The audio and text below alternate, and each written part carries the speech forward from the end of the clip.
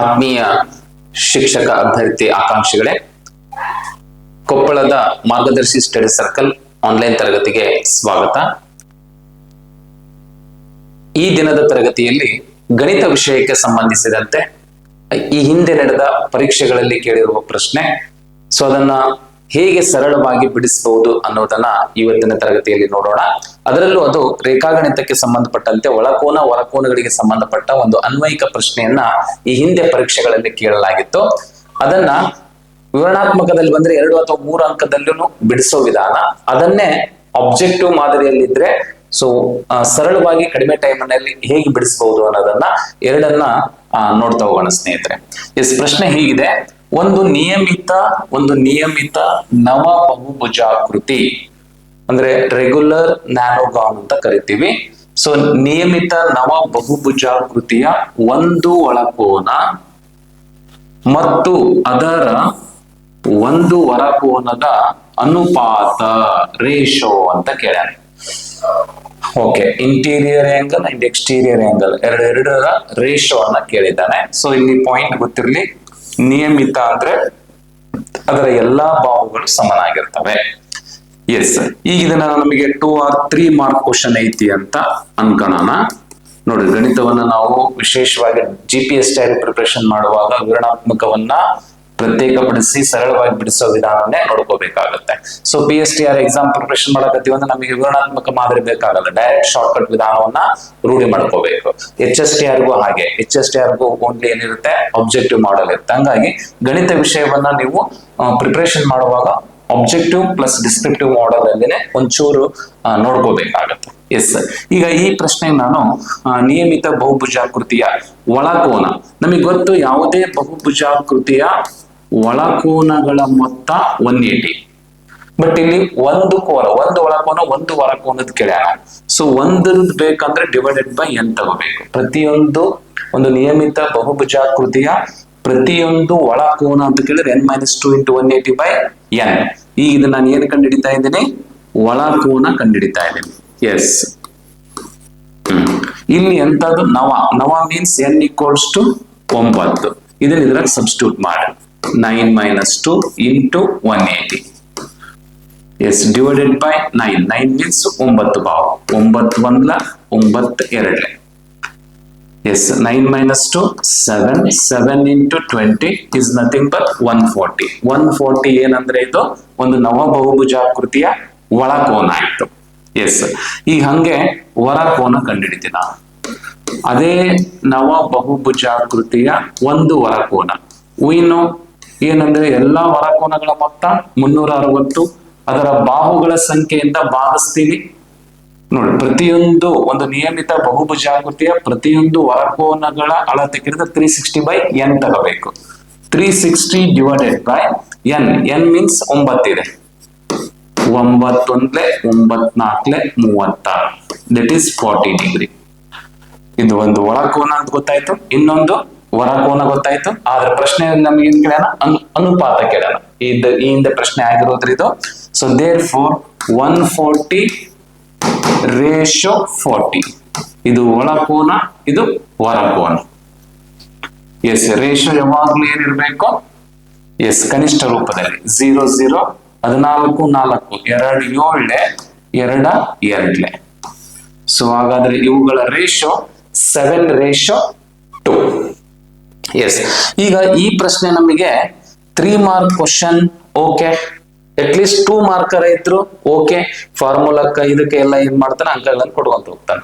So ಇದು ನಮಗೆ ಈಗ 1 ಮಾರ್ಕ್ ಕ್ವಶನ್ ಬಂದೈತಪ್ಪ, ಅಬ್ಜೆಕ್ಟಿವ್ ಬಂದೈತಿ ಅಂದ್ರ ಹೆಂಗ್ ಮಾಡ್ಯಾರ ಅಂತ ನಮಗ್ ಬೇಕಾಗಲ್ಲ, ಬಟ್ ಬಹುಬೇಗ ಆನ್ಸರ್ ಬೇಕು.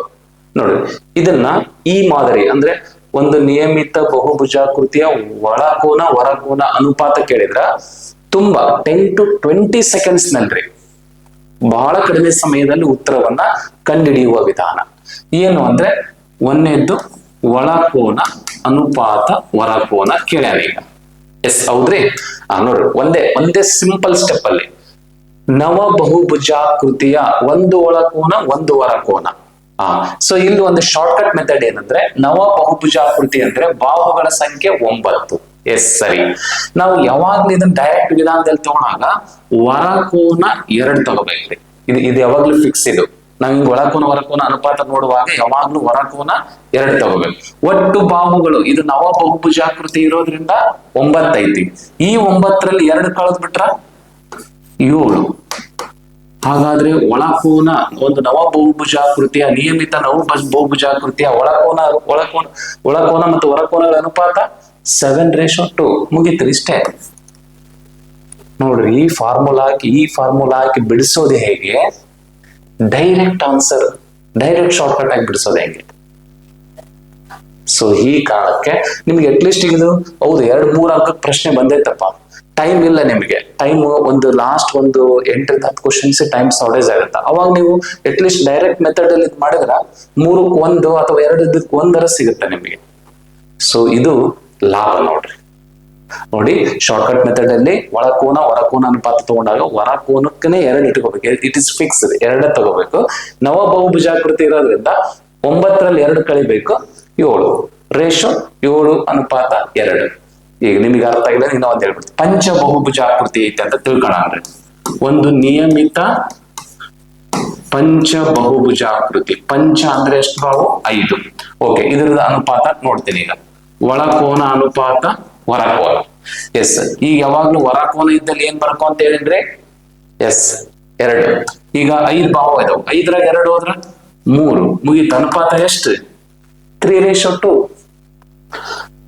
ಸರ್ ಹೌದು, ಹಿಂಗ ಒಂದ್ ವೇಳೆ ಅವ್ನು ಹಿಂಗ್ ಕೇಳಿದ್ರೆ ಹೆಂಗ್ರಿ? ಹೊರಕೋನ ಅನುಪಾತ ಒಳಕೋನ ಎಷ್ಟು ಅಂತ ಕೇಳಿದ್ರೆ ಹೆಂಗ್ರಿ? ಕೇಳಿ. ಅವಾಗ ನೋಡ್ರಿ, ಮೊದಲು ಹೊರಕೋನ ಆಮೇಲೆ ಒಳಕೋನ ಕೇಳಿದ್ನಂತ ತಿಳ್ಕೊಳ್ರಿ. ಅವಾಗ ಯಾವ್ದೋ ಒಂದು ಬಹುಭುಜಾಕೃತಿ, ಯಾವ್ದು ಷಡ್ ಬಹುಭುಜಾಕೃತಿ ಅಥವಾ ಷಡ್ ಬಹುಭುಜಾಕೃತಿ ಕೊಟ್ಟಾನ ಅಂತ ತಿಳ್ಕೊಳ್ಳೋಣ. ಷಡ್ ಬಹುಭುಜಾಕೃತಿ ಅಂದ್ರ ಬಾಹುಗಳ ಸಂಖ್ಯೆ 6. ರೈಟ್. ಈಗ ಹೊರಕೋನ ಮೊದಲು ಕೇಳೇನಪ್ಪ.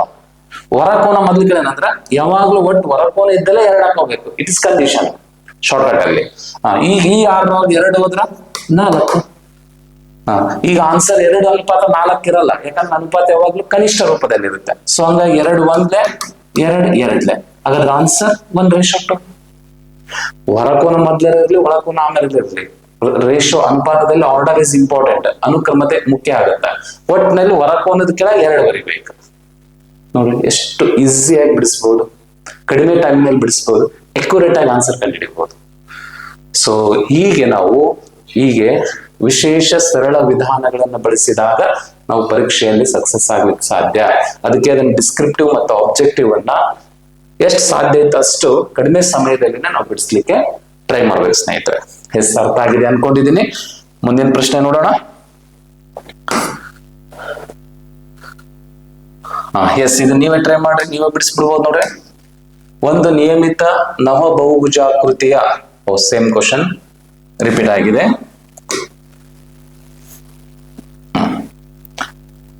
Next question.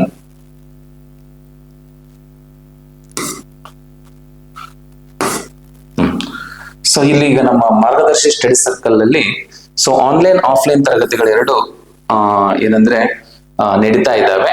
ಸೊ ನಿಮಗೆ ಜಸ್ಟ್ ಮಾಹಿತಿಗಾಗಿ ಗೊತ್ತಿರಲಿ, ಇದು ನಮ್ಮ ಲಾಸ್ಟ್ ಬ್ಯಾಚ್ ಅಲ್ಲಿ ನಮ್ಮ ವಿದ್ಯಾರ್ಥಿಗಳು ಇರುವುದು. ಆನ್ಲೈನ್ ಪ್ಲಸ್ ಆಫ್ಲೈನ್ ತರಗತಿಗಳು 2 ಲಭ್ಯ ಇರುತ್ತೆ. ಆಸಕ್ತರು ಇಲ್ಲಿರುವಂತಹ ನಂಬರ್ ಇದೆ ನೋಡಿ, 7760582101. 2 ಅಧ್ಯಾಯವಾರು. ಈಗ ನಾನು ಶಾರ್ಟ್ಕಟ್ ಮೆಥಡ್ಸ್ ಅದನ್ನ ಅಧ್ಯಾಯವಾರನೇ ಆ ಮಾದರಿಯಲ್ಲಿ ನಿಮಗೆ ಏನು ಅಂದ್ರೆ ತರಗತಿಗಳು ಸಿಗ್ತವೆ. ಆಸಕ್ತರು ಏನ್ ಮಾಡ್ರಿ, ಕಾಂಟ್ಯಾಕ್ಟ್ ಮಾಡ್ರ ನಂಬರ್. ಇದು ಲಾಸ್ಟ್ 2022ರಲ್ಲಿ ಯಶಸ್ವಿಯಾದ ನಮ್ಮ ಮಾರ್ಗದರ್ಶಿ ಸ್ಟಡಿ ಸರ್ಕಲ್ ನ ಅಭ್ಯರ್ಥಿಗಳು. ಎಸ್ ಸ್ನೇಹಿತರೆ, ಇಲ್ಲಿ ಸಾಧಕರಿಗೆ ಸನ್ಮಾನ ಮಾಡಿರೋದು. ಸೊ ಸಾಕಷ್ಟು ಅಭ್ಯರ್ಥಿಗಳು ಇಲ್ಲಿ ನಮ್ಮ ತರಗತಿಯಲ್ಲಿ ಸದುಪಯೋಗನ ಪಡಿಸ್ಕೊಂಡಿದ್ದಾರೆ. ನೆಕ್ಸ್ಟ್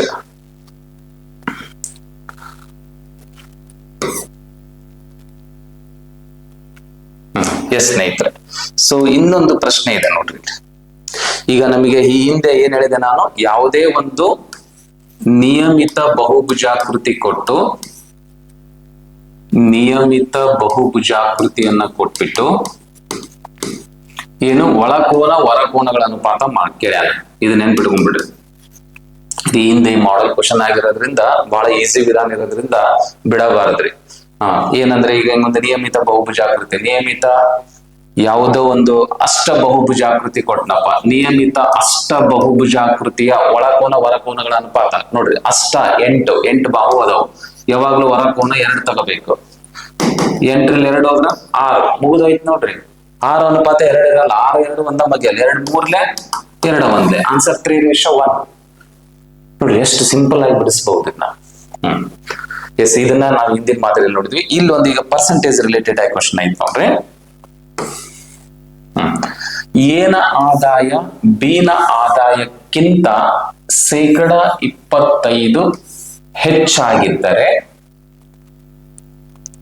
ಬಿನ ಆದಾಯ ಏನ ಆದಾಯಕ್ಕಿಂತ ಎಷ್ಟು ಶೇಕಡ ಕಡಿಮೆ ಇರುತ್ತದೆ? ಎಸ್, ಕ್ವಶನ್ ರೇಷಿಯೋ ಮೇಲೆ ಇರೋದು. ಅಗೇನ್ ನಿಮಗೆ ಇದನ್ನ 2 ಅಥವಾ 3 ಅಂಕದ ಪ್ರಶ್ನೆ ಇತ್ತು ಅಂದ್ರ ಮತ್ತೆ ನೀವು ಇದನ್ನ ಫಾರ್ಮುಲಾ ಬರುತ್ತೆ ಒಂದು, ಏನ ಆದಾಯ ಬಿನ ಆದಾಯಕ್ಕಿಂತ ಹೆಚ್ಚಾಗಿದ್ರೆ R/100 + R × 100% ಅಂತ. ಮತ್ತೆ ಇದನ್ನ ಯಾವಾಗ ಯೂಸ್ ಮಾಡಬೇಕು? ನಿಮಗೆ 2 2 ಮಾರ್ಕ್ಸ್ 2 ಅಥವಾ 3 ಅಂಕದ ಪ್ರಶ್ನೆ ಇದ್ರೆ ನಿಮಗೆ 1 ಅಂಕ ಕೆಳನ ಇದನ್ನ ಹಾಕೊಂಡು ನನಗೆ ಬರುತ್ತಂತ ನೀವು ಬಿಡ್ಸ್ಕತ್ತಂದ್ರ ಓಕೆ, ನೋ ಪ್ರಾಬ್ಲಮ್.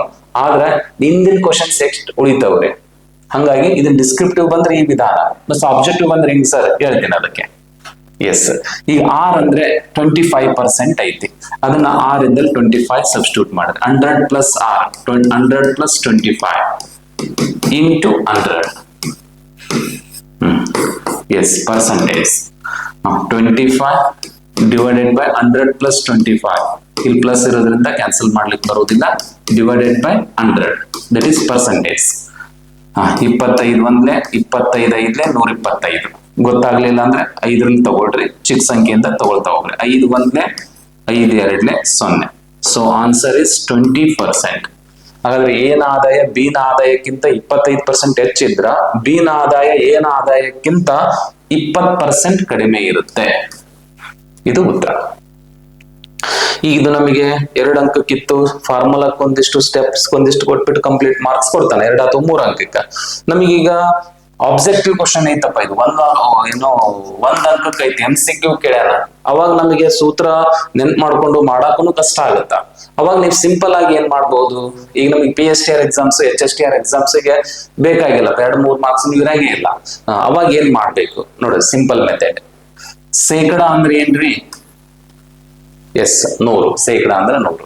ಏನಾಗಿದೆ ಲೆಕ್ಕದಲ್ಲಿ? ಏನ ಆದಾಯ ಬಿನ ಆದಾಯಕ್ಕಿಂತ 25% ಏನಂದ್ರೆ ಹೆಚ್ಚು. ಎಷ್ಟು ಪರ್ಸೆಂಟ್? 25%. ಏನಂದಾನ? ಹೆಚ್ಚು ಪ್ಲಸ್. ಅದೇ ಕ್ವಶನ್ ಕಡಿಮೆ ಅಂದ್ರ ಮೈನಸ್. ಕರೆಕ್ಟ್ ನೆನ್ಪಿಡ್ರಿ, ಒಂದೇ ಸ್ಟೆಪ್ ಅಲ್ಲಿ ಆನ್ಸರ್ ನೋಡ್ರಿ. 125 ಪ್ಲಸ್ ಮಾಡ್ತೀನಿ, 125. ಏನ ಆದಾಯ ಬಿನ ಆದಾಯಕ್ಕಿಂತ 25% ಹೆಚ್ಚಾದ್ರೆ ಬಿನ ಆದಾಯ ಏನ ಆದಾಯಕ್ಕಿಂತ ಎಷ್ಟು ಕಡಿಮೆ? ಈ 100 ಅಂತ ತೆಗೆದ್ಬಿಟ್ಟು ಜಸ್ಟ್ ಏನ್ ಮಾಡ್ಬೇಕು? ಇಲ್ಲಿ ಬರಿಬೇಕು. 25 ಒಂದ್ಲೆ 25 ಐದ್ಲೆ 5 ಒಂದ್ಲೆ ಆನ್ಸರ್ 20%. ನೋಡ್ರಿ, ವಿತೌಟ್ ಫಾರ್ಮುಲಾ. ನಮಗೆ ಇಲ್ಲಿ ಫಾರ್ಮುಲಾದ ಅಗತ್ಯನೇ ಇಲ್ಲ. ಮತ್ತೆ ಹೇಳ್ತಿದ್ದೆ ನೋಡ್ರಿ, 100 ಯಾಕಂದ್ರೆ ಶೇಕಡ 25% ಹೆಚ್ಚು 125 ಆಗುತ್ತೆ. ಅಂದ್ರೆ ಏದ್ 100 ಇದ್ರ ಬಿದ್ದು ಬಿನ ಆದಾಯಕ್ಕಿಂತ 25%, ಅಂದ್ರ ಬಿ 100 ಇದ್ರ 125 ಆಗ. ಸೊ 25/100 ಆದ್ರೆ ಈ 100 ತೆಗೆದ್ಬಿಟ್ಟು ಇಂಟು 100 ಮಾಡ್ಕೋಬೇಕು. ಜಸ್ಟ್ ಇದು 25 ಒಂದ್ಲೆ 25 ಐದ್ಲೆ 20% ಆನ್ಸರ್. ಅದಕ್ಕೆ ಆಬ್ಜೆಕ್ಟಿವ್ ಮಾದರಿಯಲ್ಲಿನೇ ನೀವು ಬೇರೆ ತರ ನೋಡ್ಕೋಬೇಕಾಗತ್ತೆ, ಡಿಸ್ಕ್ರಿಪ್ಟಿವ್ನೇ ಬೇರೆ ತರ ನೋಡ್ಕೋಬೇಕಾಗತ್ತೆ. ಸೊ ಎಲ್ಲ ಟೈಮ್ಗೂ ನಾವು ಇದನ್ನ ಸಾಂಪ್ರದಾಯಿಕನೇ ಮಾಡಕ್ ಹೋದ್ರೆ ಟೈಮ್ ಹೆಚ್ಚು ತಗೊಳುತ್ತೆ. ಎಸ್, ಮುಂದಿನ ಪ್ರಶ್ನೆ ಸ್ನೇಹಿತರೆ.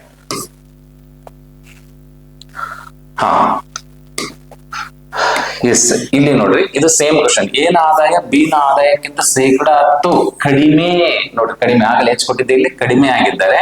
ಬಿನ ಆದಾಯ ಏನ ಆದಾಯಕ್ಕಿಂತ ಎಷ್ಟು ಶೇಕಡ ಹೆಚ್ಚಾಗಿರುತ್ತದೆ? ನೋಡ್ರಿ, ಅಲ್ಲಿ ಕಡಿಮೆ ಕೊಟ್ರೆ ಇಲ್ಲಿ ಹೆಚ್ಚಾಗಿರೋದು ಕೇಳ್ತಾನ, ಅಲ್ಲಿ ಹೆಚ್ಚಾಗಿ ಕೊಟ್ರೆ ಇಲ್ಲಿ ಕಡಿಮೆ ಕೇಳ್ತಾನ. ಇದು ಕಡಿಮೆ ಆದ ತಪ್ಪು, ಹೆಚ್ಚಾಗಿರೋದನ್ನ ಕೇಳ್ತಾನ. ಓಕೆ, ಈ ತರ ಕ್ವಶನ್ ಕಡಿಮೆ ಆಗಿರೋದು ಕ್ವಶನ್ ಕೊಟ್ರ ಫಾರ್ಮುಲಾ ವೈಸ್ ಮಾಡ್ಬೇಕಂದ್ರ R/100 ಮೈನಸ್ ಇಂಟು 100 ತಗೊಂಡ್ ಬಿಡಿಸ್ಬೇಕು.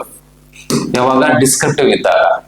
R ಅಂದ್ರೆ 10%, 10/100 ಮೈನಸ್ 10 ಇಂಟು 100. ಎಸ್, ಈಗ 10 divided by 100 minus 10 90 into 100. So 100 cancel, cancel ಆಗೋದಿಲ್ಲ. ನೆಕ್ಸ್ಟ್ 9 ಒಂದ್ಲೆ 9, 1 ಉಳಿತು, 9 ಒಂದ್ಲೆ 9, ಮೇಲೆ 1 ಉಳಿತು, ಕೆಳಗ 9%. ಎಲ್ಲೋ ಮಿಶ್ರ ಭಿನ್ನ ರಾಶಿ ಇರೋದ್ರಿಂದ 11.1/9, 11.1/9%. ಒಂದೇ ಉತ್ತರ ಸರಿ. ಹಾಗೇನ್ ಡಿಸ್ಕ್ರಿಪ್ಟಿವ್ ಕೆಳಗೆ ಫಾರ್ಮುಲಾ ರಿಲೇಟೆಡ್ ಆಗಿ ಮಾಡ್ಕೋಬೇಕು. ಈಗ ಸಿಂಪಲ್ ಆಗಿ ಅಂದ್ರೆ ಹೆಂಗ್ ಮಾಡ್ಬೋದು? ಶೇಕಡ ಅಂದ್ರೆ 100, ಏನ್ ಆದಾಯ ಬಿನ ಆದಾಯಕ್ಕಿಂತ 10% ಕಡಿಮೆ ಅಂತ ಅಂದ್ರೆ ಒಬ್ಬೊಂದು 100 ರೂಪಾಯಿ ಇದ್ರೆ ಇನ್ನೊಬ್ಬ ಒಂದು 10 ಕಡಿಮೆ ಅಂದ್ರೆ 90 ಇರುತ್ತೆ. ಒಬ್ಬ 100 ಇದ್ರೆ 90 ಇರುತ್ತೆ. ನಮಗೆ ಏನ್ ಬೇಕಾಗಿತ್ತು? ಈಗ 100 ಬೇಕಾಯ್ತು. ಈ 100 ತೆಗೆದು ಇಲ್ಲಿ ಹಾಕ್ಬಿಡ್ಬೇಕು. ನೋಡ್ರಿ, ಇಲ್ಲಿ ಯಾಕೆ ಮೈನಸ್ ಮಾಡಿದೆ? ಏನ್ ಆದಾಯ ಬಿನ ಆದಾಯಕ್ಕಿಂತ ಶೇಕಡ ಕಡಿಮೆ, ಆಗಲೇ ಯಾಕೆ ಪ್ಲಸ್ ಮಾಡಿದೆ? ಹೆಚ್ಚು. ಸ್ವಲ್ಪ ಅದನ್ನ ಸಿಂಹಾವಲೋಕನ ಮಾಡ್ಕೊಂತಾನ ನೋಡ್ಬೇಕ್ರಿ. 0 0 190 ಬಾಗಿಸ್ಬೇಕಂದ್ರ 9 ಒಂದೇ 9 ಒಂದೇ 11 99, 1 ಉಳಿತು, divided by is answer. Next ಈ ಡಾಟಾ ಏನಾರು ಹೆಚ್ಚು ಕಮ್ಮಿ ಕೊಡ್ಲಿರಿ, ನೀವು ಈ ಸಿಂಪಲ್ ಮೆಥಡ್ ಅನ್ನ ರೂಢಿ ಮಾಡ್ಕೊಂಡ್ಬಿಡ್ರಿ. ಈಗ ಪಿನ ಆದಾಯ ಕ್ಯೂನ ಆದಾಯಕ್ಕಿಂತ ಶೇಕಡ 20 ಹೆಚ್ಚಾಗಿದೆ. ನೋಡಿ, ಪಿನ ಆದಾಯ ಕ್ಯೂನ ಆದಾಯಕ್ಕಿಂತ ಶೇಕಡ 20 ಹೆಚ್ಚಾಗಿದೆ. Plus 100 plus 20 120. ಈ 100 ತಗೊಂಡು ಇಂಟು 100 ಮಾಡ್ಬಿಡಿ. ಆಗ ಕ್ಯೂನ ಆದಾಯ ಪಿನ ಆದಾಯಕ್ಕಿಂತ ಎಷ್ಟು ಶೇಕಡ ಕಡಿಮೆ ಅಂತ ಗೊತ್ತಾಗ್ಬಿಡುತ್ತೆ. ಇಲ್ಲಿ ಎಚ್ ಅಂತ ಕೊಟ್ಟ ಪ್ಲಸ್, ಇಲ್ಲ ಅಂದ್ರೆ ಮೈನಸ್. ಇಷ್ಟೇ. ಸೊ ಹಿಂಗ ಕಾನ್ಸೆಪ್ಟ್ ಓರಿಯೆಂಟೆಡ್ ಆಗಿ ಸಿಂಪಲ್ ಆಗಿ ಬಿಡಿಸೋದು ತುಂಬಾ ಇಂಪಾರ್ಟೆಂಟ್ ಆಗುತ್ತೆ. ಎಸ್, ಮುಂದಿನ ಪ್ರಶ್ನೆ. ಎಸ್, ಇದು ತರಗತಿಯಲ್ಲಿ ಮಾಡೆಲ್ ಟೆಸ್ಟ್ ಅನ್ನ ಬರಿತಾ ಇರೋದು ಮಾರ್ಗದರ್ಶಿ ಸ್ಟಡಿ ಸರ್ಕಲ್ ಕೊಪ್ಪಳದಲ್ಲಿ.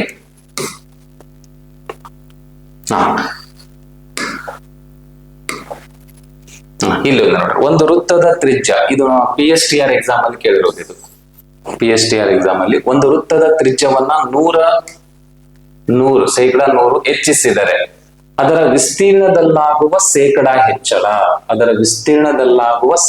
ಹೆಚ್ಚಳ.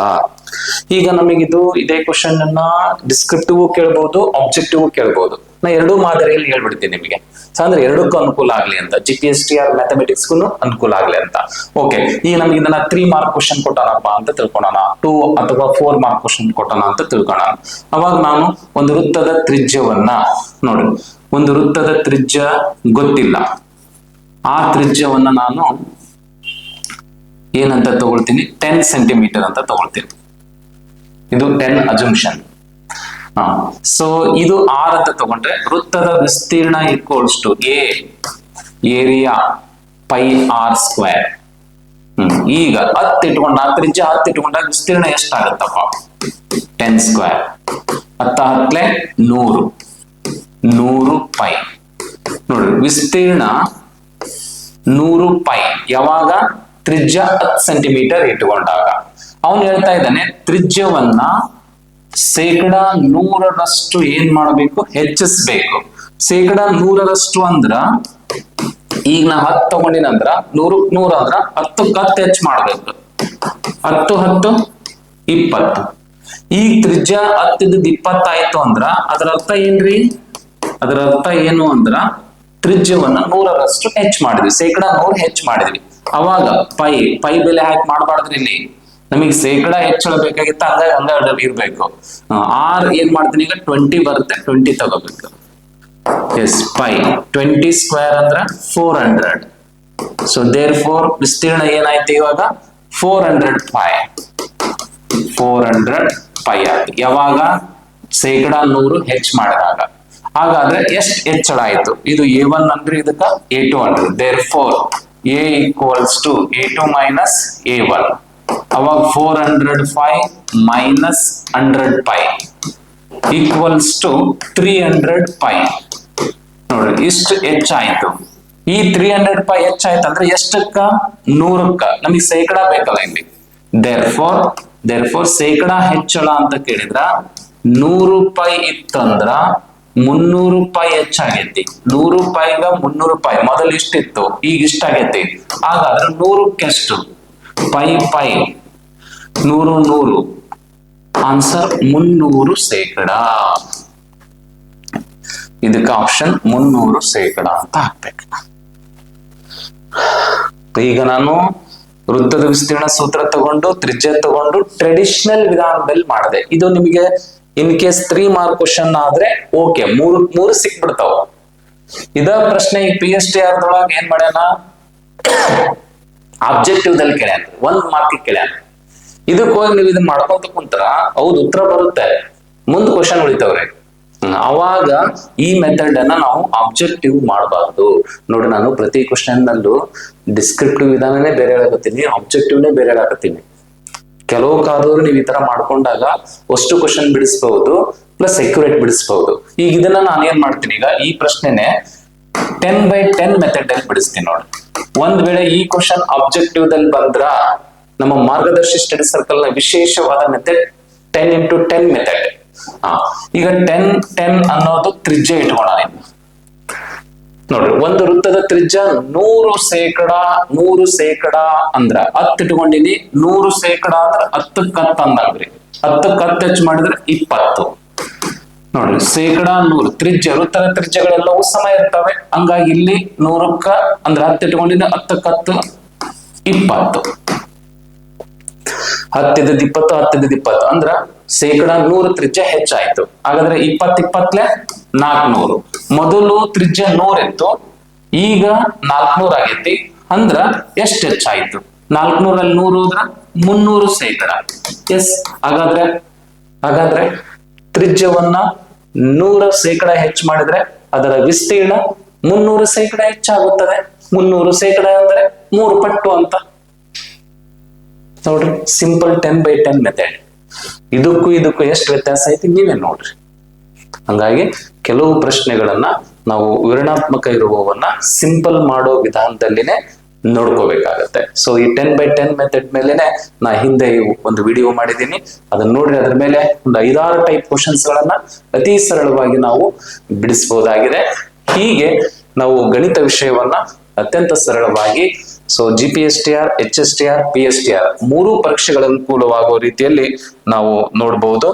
ಸೊ ಹೀಗೆ ನೀವು ಈ ಮಾದರಿಯಲ್ಲಿ ಪ್ರಶ್ನೆಗಳನ್ನ ಸರಳವಾಗಿ ಅಧ್ಯಾಯವಾರು ಸಿಗಬೇಕು ಅಂದ್ರೆ ಆನ್ಲೈನ್ ತರಗತಿಗಳು ಮತ್ತು ಆಫ್ಲೈನ್ 2 ತರಗತಿಗಳು ಮಾರ್ಗದರ್ಶಿ ಸ್ಟಡಿ ಸರ್ಕಲ್ ಕೊಪ್ಪಳದಲ್ಲಿ ಲಭ್ಯ ಇದ್ದಾವೆ. ಯಾರು ಆಸಕ್ತರಿದ್ದೀರಿ ಅವರು ನೀವು ನೇರವಾಗಿ ಕೊಪ್ಪಳದಲ್ಲಿ ಆಫ್ಲೈನ್ ತರಗತಿಗೂ ಹಾಜರಾಗಬಹುದು. ಇಲ್ಲ ಸರ್, ನಮಗೆ ನಾವು ಇರುವಲ್ಲಿನೇ ಬೇಕು ಅಂದ್ರೆ ಆನ್ಲೈನ್ ತರಗತಿಗೂ ಹಾಜರಾಗಬಹುದು. ಈಗ GPSTR ಬ್ಯಾಚ್ಗಳು ಕಂಟಿನ್ಯೂಸ್ ಆಗಿ ನಡೀತಾ ಇದ್ದಾವೆ. ಇಲ್ಲಿವರೆಗೂ ತರಗತಿ ಕೇಳಿದ್ದಕ್ಕಾಗಿ ಧನ್ಯವಾದಗಳು ಸ್ನೇಹಿತರೆ. ಮತ್ತೆ ಭೇಟಿ ಆಗೋಣ.